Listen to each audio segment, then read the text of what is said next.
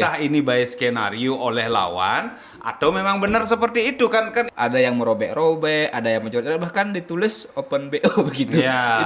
Itu apakah bentuk resistensi atau memang ada oknum tanda kutip? Iya, sebenarnya atau ada tokoh-tokoh politik yang di belakang itu? Metro Bali Podcast. Berjumpa lagi di Metro Bali Podcast. Hari ini ya kita mendapatkan kabar yang cukup menggembirakan dalam konteks panggung politik nasional, politik Indonesia. Beberapa hari lalu pemerintah bersama DPR dan penyelenggara pemilu telah menyepakati atau menetapkan jadwal untuk pemilu 2024, baik pemilu legislatif, pemilu presiden dan juga untuk pilkada serentak. Nah, hari ini kita sudah bersama salah satu tokoh politik senior di Bali, ya mantan politisi PDIP Perjuangan yang kini juga menjadi seorang pengamat politik, ada Pak Made Harjaya. Ya, Om Swastiastu Pak Made. Bagaimana kabar Pak Made? Lama rasanya tidak bertemu atau tidak muncul di panggung politik Bali gitu Pak. Iya, selama ini menikmati, jadi kehidupan harus berjalan. Jadi saya berusaha ya, jadi kalau bilang pengusaha terlalu tinggi ya di UMKM.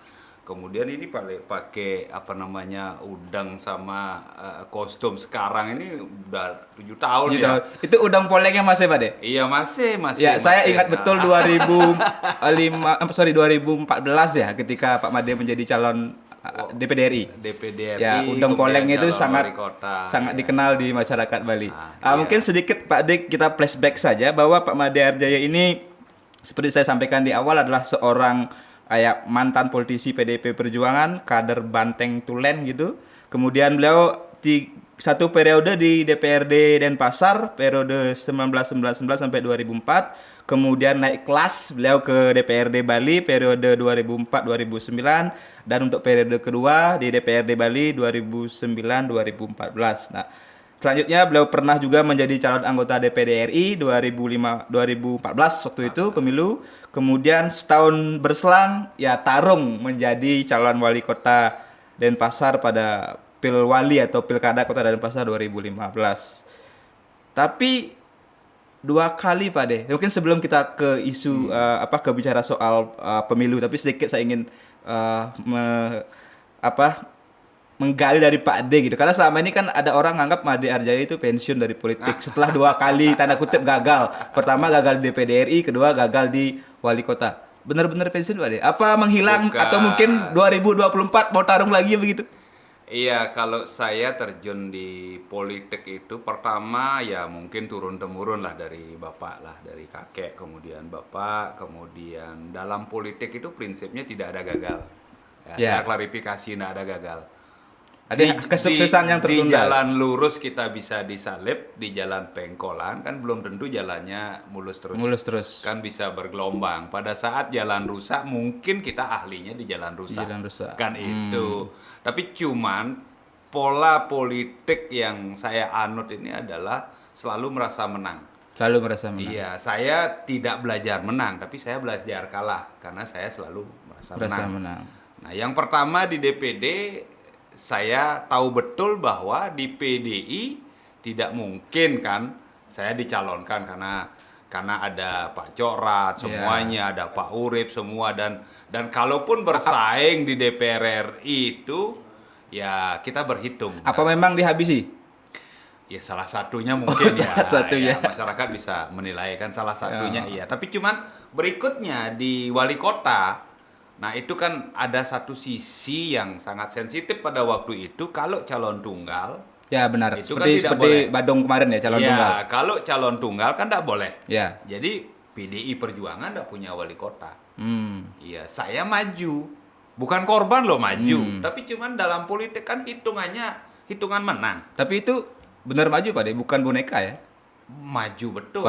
Tarung betul. Pertama menyelamatkan demokrasi, kedua menyelamatkan PDI untuk punya wali kota tetap di Denpasar.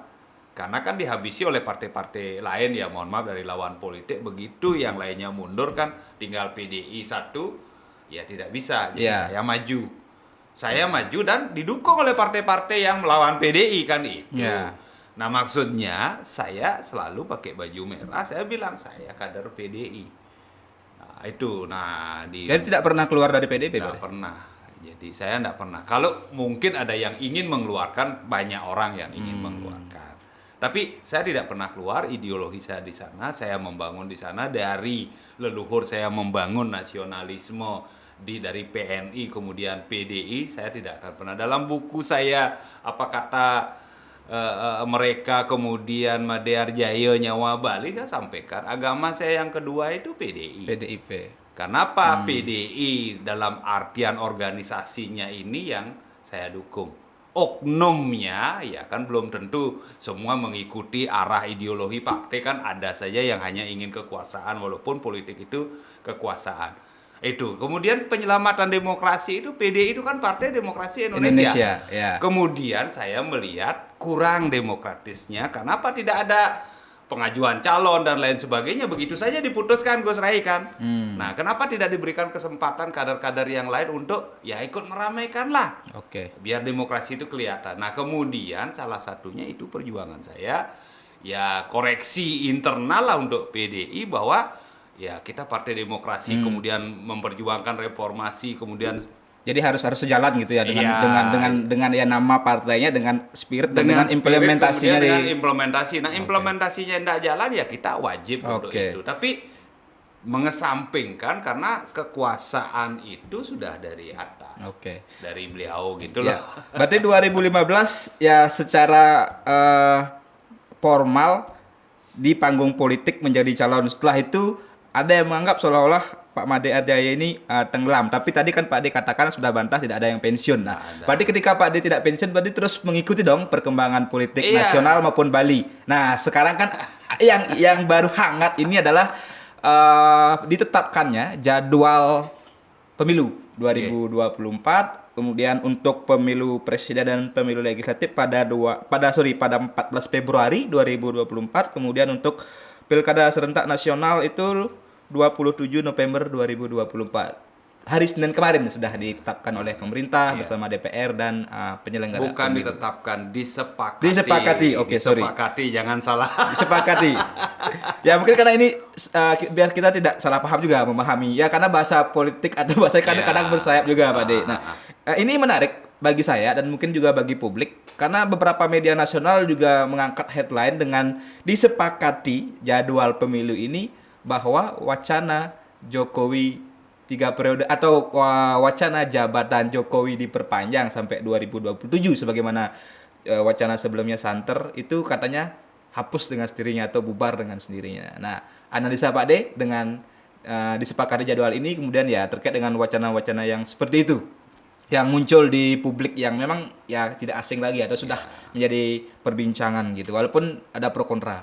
Iya, yang pertama disepakati. Ini kan belum final. Ya. Itu dan kemudian katanya perlu pendalaman. Nah, pendalaman ini kan ada waktu panjang. Ya. Pendalamannya. Nah, dalam pendalaman ini apapun bisa terjadi.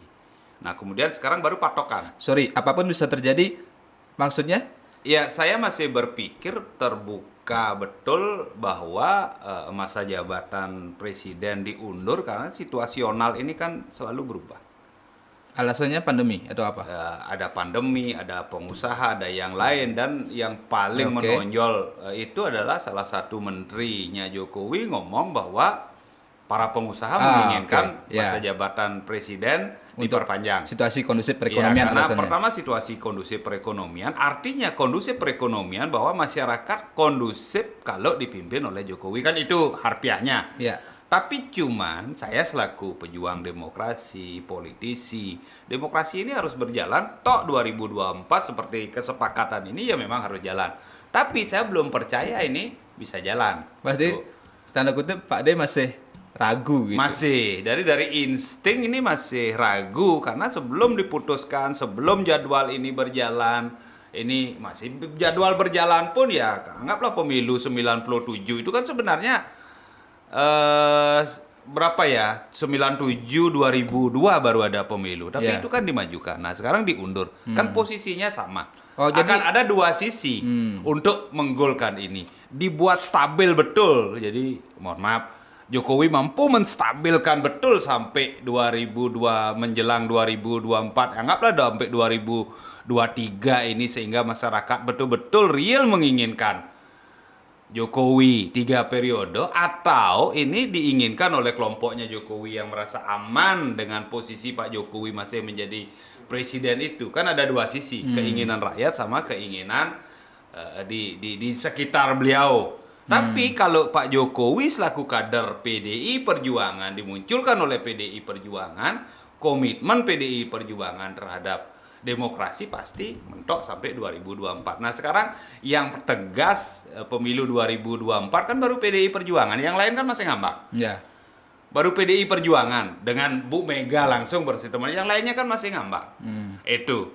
Itu. Nah kemudian posisi ini tidak bisa kita dalam politik itu kayak matematika. Oh tanggal 14. Ini seperti tadi kesepakatan, bukan keputusan. Belum diputuskan. Apalagi ada game yang sering kita dengar, politik itu dinamis. Hitungan detik pun bisa berubah. Apalagi ini masih hitungan tahun gitu, Pak.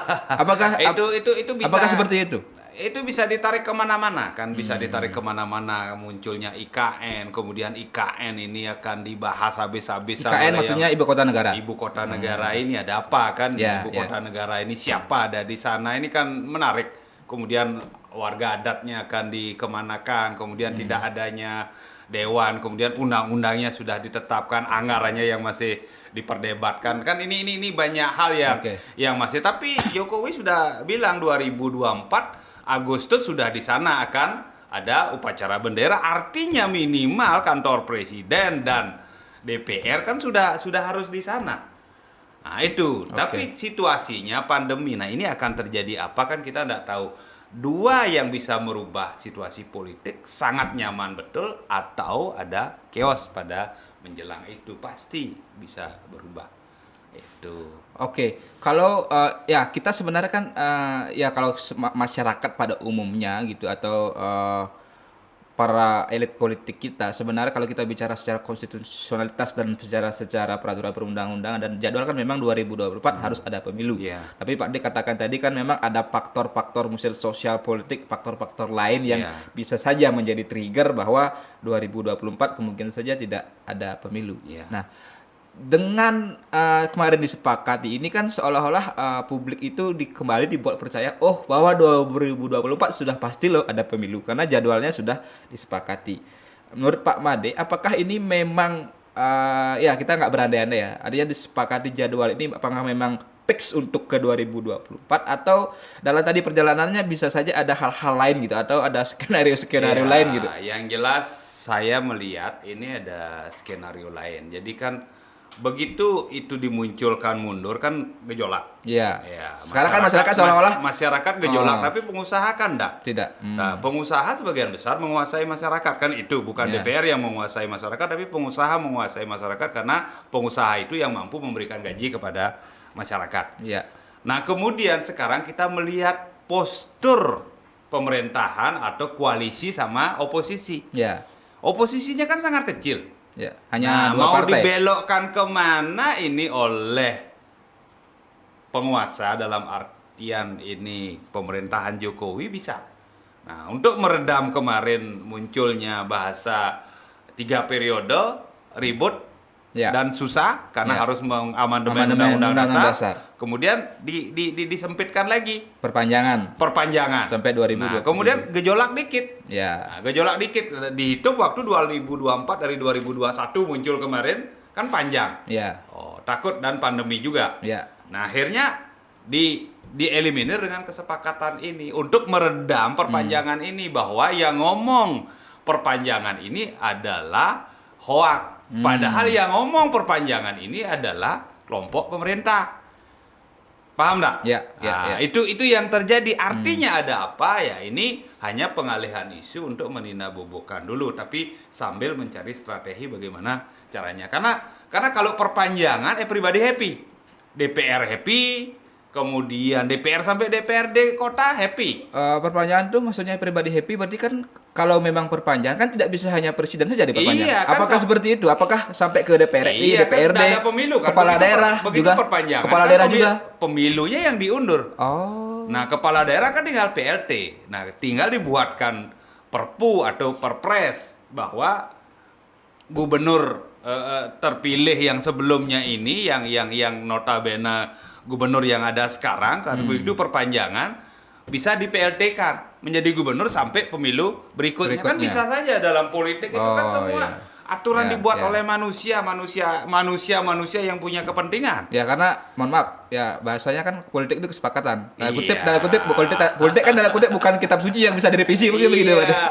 Tapi semuanya bisa berubah. Tapi saya berkeyakinan kalau masyarakat Indonesia komitmen dan sesuai dengan apa yang sering disampaikan bahwa masyarakat Indonesia sangat sadar demokrasi, saya yakin 2024 itu jalan. Oke. Tapi dengan perkembangan dari oposisi, perkembangan dari dalamnya Pak Jokowi tetap mewacanakan pemilu diperpanjang, ini artinya bahwa kesepakatan ini setiap saat masih bisa berubah. Jadi apakah ini juga menjadi tadi kalau Pak Ade bilang ada skenario gitu, apakah wacana kesepakatan ini atau ya soal jadwal pemilu ini yang seolah-olah pasti gitu, yang seolah-olah sudah pasti fix final, tanda kutip itu apakah testing the water untuk melihat respon masyarakat atau sambil tadi Pak Ade katakan sambil menunggu situasi gitu? Iya, keinginan ada. Siapa sih yang berkuasa tidak ingin panjang? Itu pertama. Ya itu alamiah lah seorang Pak Ade pun mungkin kemarin ingin 3 periode di DPRD Bali. Tapi kan tanda kutip Pak Ade bilang tadi ada seolah-olah dihabisi kan begitu. Iya, itu dan kalau politisi bilang bukan dihabisi, jadi memberikan kesempatan kepada yang lain kan ya, itu bahasa diplomatisnya. Ini juga sama 3 periode begitu ribut kemudian dimunculkan sulit harus mengamandemen undang-undang. Itu. Nah, kemudian dimunculkan perpanjangan. Nah, mohon maaf yang muncul perpanjangan ini kan tidak dari lawan, tidak dari oposisi. Kan oposisi cuma sedikit, PKS saja. Ya, sama Demokrat. Nah, kemudian kan wacana begitu disepakati ini kan semua media membicarakan bahwa perpanjangan hoak komitmen Jokowi. Ya, angle-nya semua headline-nya seperti itu bahwa sudah tutup wacana perpanjangan. Artinya by design.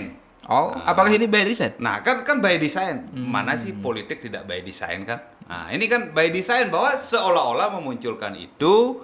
Nah, kemudian nantinya begitu ini pembahasan akan muncul sesuatu bahwa akan ada yang keras memunculkan bahwa Jokowi harus dipertahankan. Akan ada seperti itu. Seperti Jokowi menjadi wakilnya Prabowo. Nah, secara etika politik itu sudah ada. Itu yang menarik juga Pak De. Tapi ini dimunculkan untuk mengacaukan pikiran masyarakat. Bahwa ya mohon maaf, ada orang-orang, ada oknum-oknum yang tidak paham bahwa di masyarakat tidak paham demokrasi loh. Buktinya Jokowi dimunculkan. Tapi dalam alam demokrasi apapun bisa terjadi kan itu mau dimunculkan. Jadi mungkin anggapannya seolah-olah masyarakat ini mentah-mentah saja apa yang digelindingkan oleh elit politik kita. Iya, tapi cuman kan tidak semua masyarakat seperti itu. Masyarakat sadar betul dan situasi nasional ini kan apalagi kita di Bali kan was-was karena kita minoritas. Pertarungan antara nasionalis dengan agama dari Indonesia ini ada kan tidak pernah putus. Ya. Itu. Tadi sedikit menyinggung pada sebelum kita nanti lebih kembali kepada soal kesepakatan jadwal pemilu dan siapa saja yang akan bisa muncul sebagai capres di 2024. Tapi yang tadi Pak disinggung adalah menarik juga, yang juga menjadi berita heboh juga kemarin adalah diwacanakan Pak Jokowi ini menjadi cawapresnya, calon wakil presidennya Pak Prabowo Subianto yang sekarang posisinya adalah tanda kutip ya. Pak Jokowi adalah bosnya Pak Prabowo karena Pak Jokowi presiden, Pak Prabowo adalah menteri pertahanan kan anak buahnya. Nah, pembantunya tanda kutip bahasanya. Nah, sekarang dibalik posisinya nanti diwacanakan walaupun ya itu entah siapa yang menggulirkan atau entah ada bedisan atau tidak gitu. Tapi kan wacana itu sudah muncul bahwa Pak Jokowi digadang-gadang mendampingi Pak Prabowo. Ini logika politik seperti apa? Ini kan ya masyarakat mungkin juga tertawa geli juga dengan ini skenario apa lagi begitu. Iya, karena seperti tadi saya bilang, pertama adalah mengacaukan pemikiran masyarakat, pikir masyarakat terhadap politik itu. Jadi mereka tidak berpikir lurus bahwa politik itu suci untuk kesejahteraan ujung-ujungnya, tapi politik itu hanya untuk kekuasaan. Jadi pertarungan kekuasaan. Dengan mengalahnya kemarin Prabowo dengan Jokowi mau menjadi Menteri Pertahanan, kemudian membackup pemerintahan, walaupun setengah masuk koalisi, setengah masih oposisi kan, walaupun secara formal masuk koalisi tapi setengah masih. Nah itu kan masing-masing punya kelihayan dalam sisi politis. Nah, kemudian ini muncul, ini ada apa? Kan itu fenomena. Fenomena yang sangat kontraproduktif terhadap demokrasi. Kehidupan demokrasi. Bahkan tapi kalau ini terjadi, mungkin ini saya nggak tahu ya di dunia gitu, apakah ada yang seperti ini? Misal dulu dia presiden, next-nya dia menjadi wakil gitu, Pak. Apakah di dunia ini ada? Baru di wali kota Surabaya lah Bambang Deham balik kan itu. Nah, ini mungkin kalau level presiden belum ada di dunia. Belum. Kalau itu terjadi, nah ini anomali yang perlu menjadi pemikiran bagi pejuang-pejuang demokrasi, bahwa regenerasi, kegagalan dalam regenerasi atau kaderisasi itu kan gagal kalau seperti itu. Bahwa seolah-olah di Indonesia ini tidak ada orang. Itu. Nah, jadi harapan saya situasi-situasi itu ya mudah-mudahan tidak hanya by design untuk mengacaukan pemikiran masyarakat, tapi ingin saya sampaikan yang memunculkan itu kan tidak orang-orang sembarangan. Nah, tapi ada apa? Nah, ini dibalik ini harus kita pikirkan. Artinya bahwa semua dites water. Jadi kita semua dites, muncul. Kita seolah-olah ini ikut ujian demokrasi. Jadi muncul, ujung-ujungnya kalau saya yang paling mungkin terjadi itu pemilu mundur. Itu yang paling mungkin terjadi. Ya walaupun persentasenya 0,0 sekian, tapi dalam demokrasi, dalam politik bisa terjadi. Itu. Tapi pemikiran saya, nah ini mencari pola bagaimana meredam situasi ini biar menjadi sangat kondusif dan kemudian sangat pemerintahan Jokowi ini sangat berhasil. Kemudian masyarakat bahwa memunculkan bahwa Jokowi diinginkan lagi. Nah, bisa saja yang memunculkan Jokowi wakil itu adalah orang yang tidak sepakat dengan mundurnya ini. Artinya istilahnya jadi dicari opsi lain dulu. Opsinya ini aja. Kalau seperti itu ya sudah kasih Prabowo. Karena bias di masyarakat dualisme ini kan Prabowo Jokowi. Nah, begitu Jokowi masuk ini kan menjadi bola liar yang di luar ini. Siapa yang memanfaatkan? Kan itu. Tapi check and balance, kekuasaan Jokowi, kekuasaan yang sangat mutlak karena oposisinya cuma sedikit itu. Nah, sehingga mau dibawa kemana, mau memainkan seperti apa, gelombang isunya, momentumnya seperti apa, ini diatur betul oleh kekuasaan ini.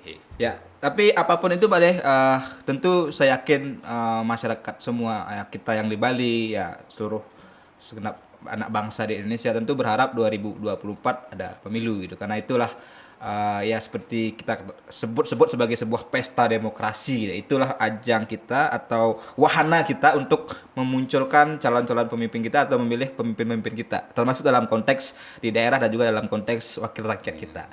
Nah, kita ke hal yang berikutnya Pak De. Oke, kita satukan framing dulu bahwa satukan bahasa bahwa 2024 ada pemilu. Nah, ketika 2024 ada pemilu, pasti harus ada calon presiden dan calon wakil presiden. Harus ada tokoh yang bertarung, kan seperti itu. Nama-nama sudah muncul, berbagai survei sudah menunjukkan siapa-siapa saja yang berpotensial kuat secara elektabilitas untuk menjadi capres. Ya, analisa Pak De, dari sekian nama yang muncul, misalnya ada nama Pak Prabowo, ada nama Ibu Puan kalau dari PDIP, ada nama Ganjar juga, ada nama Anies Baswedan. Di DKI Jakarta, Gubernur DKI sekarang ada nama Gubernur Jawa Barat Ridwan Kamil. Ya, ada di survei-survei juga ada nama AHY, Ketua Umum Partai Demokrat, dan nama-nama lain termasuk misalnya nama menteri gitu, ada Erick Thohir misalnya, dan ya yang lain-lain. Termasuk juga Sandiaga posisinya juga, karena kan kemarin beliau 2019 adalah calon wakil presiden, calon wakilnya Pak Prabowo. Analisa Pak De dari nama-nama itu, siapa yang ya menurut analisa Pak De saja, siapa yang ya berpotensial dari masing-masing partai? Atau mungkin berawal dari analisa dulu dari partainya Pak De dulu, PDIP. Ya, kalau dari PDI kan ya kalau kita memunculkan ketokohan, jadi kan dari Bu Mega, Puan, Ganjar, kan itu dari PDIP ya seolah-olah kok itu saja kan itu padahal banyak tokoh PDI yang mumpuni kan gitu. Tapi dimunculkan 3, Puan anaknya Bu Mega ketua umum partai kan belum tentu tidak nyalon. Kan itu. Tapi cuman kan mereka masih berhitung di Indonesia ini mayoritas muslim yang masih meminggirkan kewanitaan itu masih lebih kepada laki-laki kan itu tidak bisa dinafikan dalam budaya politik lah, budaya sikap politik itu tidak bisa dinafikan. Nah, ada Ganjar. Nah, tapi cuman kalau kita melihat posisi sekarang kan ada kengototan untuk memunculkan Puan dengan bagaimana pertarungan Bambang Pacul di Jawa Tengah dengan Ganjar. Iya. Nah, ini kan saya selaku mantan kader dan pernah ada di kelompok elit lah di PDI Perjuangan. Ini by design untuk memunculkan Ganjar seperti bagaimana Jokowi dimunculkan. Ya. Kan kita belum tahu. Ya. Kenapa? Karena arahnya Jokowi ini yang berikutnya diberikan kepada Ganjar seolah-olah. Ya. Kan itu. Nah, sampai tidak datang ke Solo, Puan dan lain sebagainya. Apa ini by design untuk memunculkan Ganjar atau memang benar-benar pertarungan antara Puan dengan Ganjar? Oke. Kan itu. Ya. Itu yang perlu kita analisa. Tapi cuman PDI sangat sadar betul memunculkan kader wanita itu sangat berat. Bagaimana Bu Mega berat pemilu 99 2000 itu juga berat, 2004 juga berat dan akhirnya kalah. Nah, ini akan dihitung untuk memunculkan Puan. Nah, koalisinya ya dengan perjanjian batu tulis dan lain sebagainya, bagaimana komitmen Bu Mega ya ada Prabowo. Ya. Nah, jadi tapi perjanjian batu tulis itu sebenarnya apakah masih berlaku atau itu bisa yang namanya perjanjian bisa diingkari saja dalam politik begitu, tapi enggak. Kalau untuk Bu Mega saya melihat komitmen Bu Mega selama memimpin PDI selama ini, jadi komitmennya itu sangat jelas. Ya tergantung seperti bagaimana menjadikan Pak Dewo Brata gubernur. Ya. Begitu beliau bilang Pak Dewo lanjut, padahal ada corak, ada kader-kader partai kita mumpuni pada saat itu dan kesempatan pada saat itu nggak dikasih. Nah, komitmen Bu Mega ini ya saya meyakini betul bahwa Bu Mega ini sangat komitmen. Nah, komitmen ini yang kan tidak mungkin Prabowo Ganjar. Ya. Nah, berarti opsinya? Opsinya kan Prabowo Puan.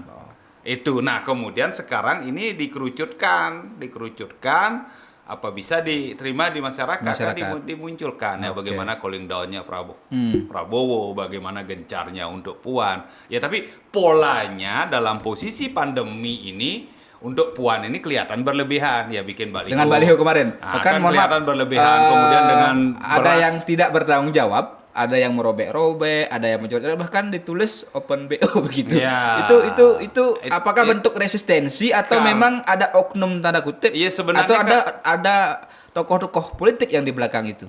Iya kan pertarungan di internal ini tidak bisa kita nafikan. Kemudian pertarungan eksternal juga tidak bisa kita nafikan. Karena kan kendaraan yang paling layak itu kan PDI Perjuangan. Ya banyak sekali tokoh-tokoh yang bisa mengusung sendiri ya, sudah melebihi presidensial threshold. Nah, jadi apa?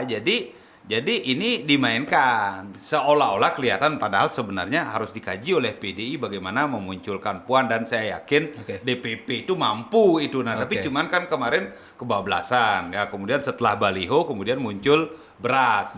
Kan di Bali juga dibagian, Pak De. Nah, muncul beras. Ada yang menerima di sana, Pak De? Di sana ada yang menerima masyarakat. Itu dah, saya tidak mengikuti itu, tapi cuman memunculkan itu kan sebenarnya kalau untuk bantuan dan real itu dari PDI tidak masalah. Tapi ini kan ada kaitan Pilpres. Itu. Nah, jadi sebenarnya kan lebih beliau sebagai ketua dewan, nah ini yang harus dimainkan. Bukan insidental. Begitu memunculkan beras kan muncul nama Juliari. Begitu nama bansos berarti Menteri Sosial yang pernah kena kasus. Ini kan terkait betul. Oh, jadi ingatan masyarakat. Ya, ingatan masyarakat. Oh, ini benar. Kalau nerima beras kepada kasus bansos itu. Ini berasnya Puan betul apa uang dari bansosnya DPRD apa bansosnya pemerintah kabupaten kota atau provinsi. Itu jadinya dengan kasusnya Juliari ini. Batubara, mantan Mensos. Kan itu. Nah, jadi maksudnya polanya itu pola pendekatannya yang kurang pas menurut saya. Nah, sebenarnya kan tinggal memanfaatkan jabatan selaku ketua saja. Ketua DPR RI. Karena dicoba 2 kali orang tidak kenal Puan kan itu. Nah, entah ini by skenario oleh lawan atau memang benar seperti itu kan ini yang kita menarik Pak De.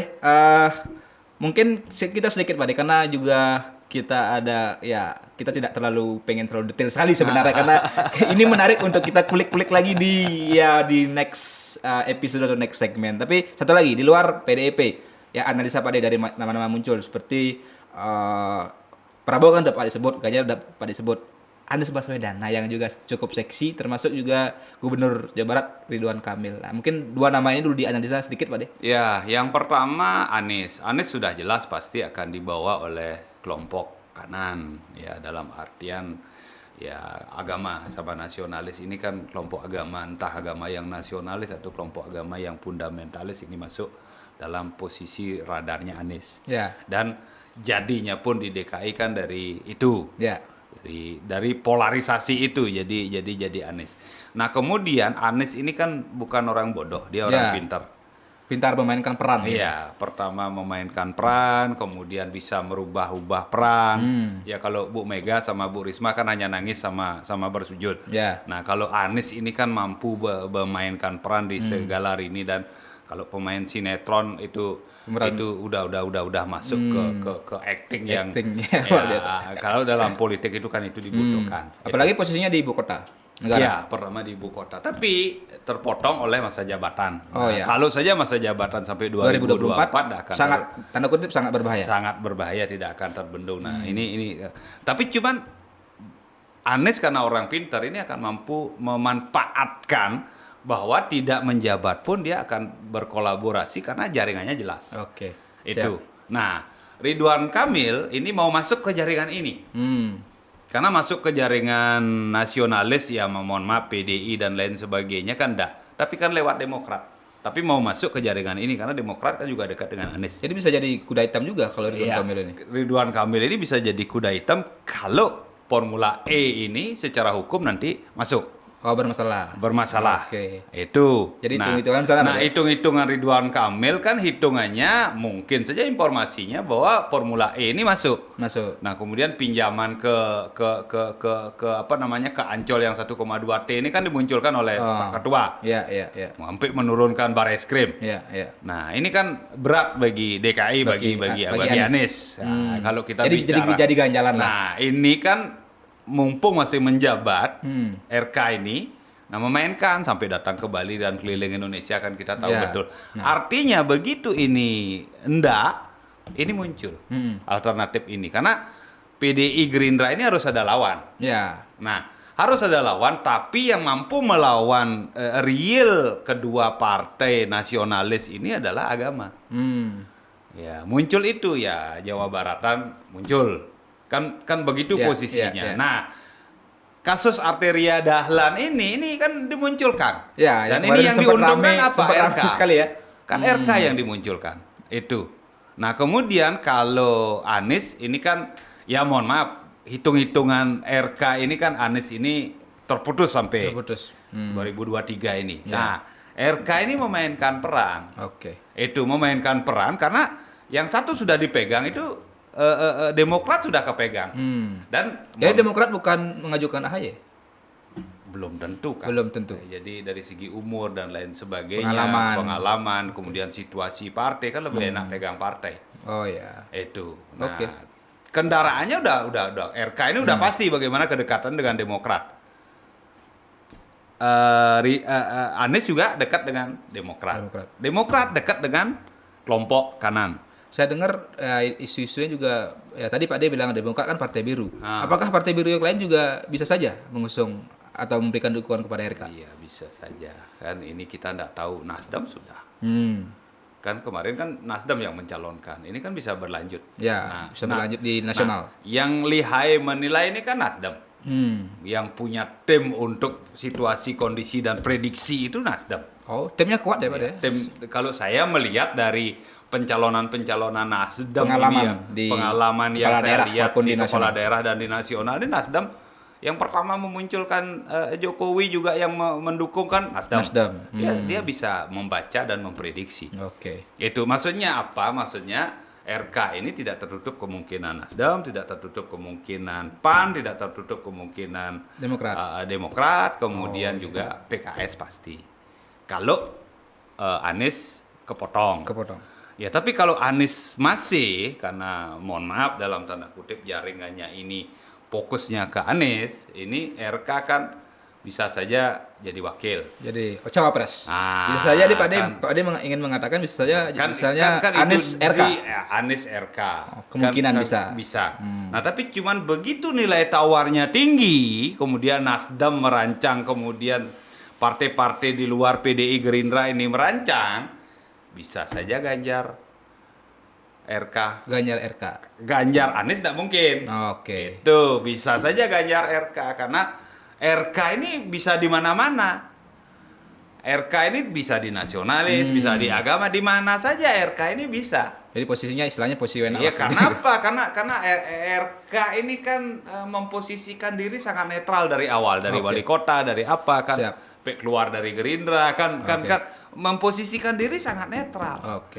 Dan itu by design sudah mungkin dari awal beliau sudah berpikir pasti akan sampai di puncak itu kan semua punya. Siap. Ya, luar biasa Pak De, menarik sekali perbincangan kita hari ini, tapi karena ya waktu juga yang membatasi kita, ya mungkin kita bisa membahas lebih detail lagi soal Bali, mungkin posisi Bali nanti di kancah politik nasional, Pilpres, apalagi ya belakangan Bali kan didatangi lah oleh beberapa calon gitu, beberapa nama-nama yang digadang-gadang menjadi calon presiden. Bukan berapa, semuanya sudah. Semuanya, oke. Itu mungkin kita akan bahas di segmen atau episode berikutnya, Pak De. Terakhir, Pak De, terhadap kesepakatan jadwal pemilu. Harapan Pak De, terakhir singkat saja. Agar jangan sampai Pak De bilang ini nanti seolah-olah diskenariokan atau hanya kamuflase. Iya, itu yang pertama adalah saya ingin menyampaikan tetapkan, jadi jangan disepakati tapi cepat tetapkan, kemudian rancangannya sudah cepat dirancang kemudian ditetapkan. Kemudian kami masyarakat menginginkan bahwa pemilu itu berjalan sesuai dengan waktu yang sudah disepakati. Jadi tidak digeser-geser lagi. Jadi jangan digeser-geser lagi karena bergeser sehari aja sudah menggeser yang lainnya. Apalagi ini kalau bicara pemilu itu 14 itu luar biasa Pak De. Valentine itu. Iya. Kan jadi, secara gini makna ya mungkin hari baik lah. Pasti kan sudah diperhitungkan juga. Iya, hari baik sudah diperhitungkan, kemudian itu Valentine, kemudian Valentine itu bisa diterima oleh siapa dan tidak, ini kan tergantung nanti calonnya ini akan diuntungkan oleh hari itu. Jangan salah, Valentine itu milik siapa? Oke. Oh, berarti ada makna lain lagi. Iya, maksudnya ini entah PDI sadar atau Pak Jokowi sadar selaku pemerintahan, Valentine itu kan ya bukan budaya Timur Tengah. Dan kita mayoritas Muslim.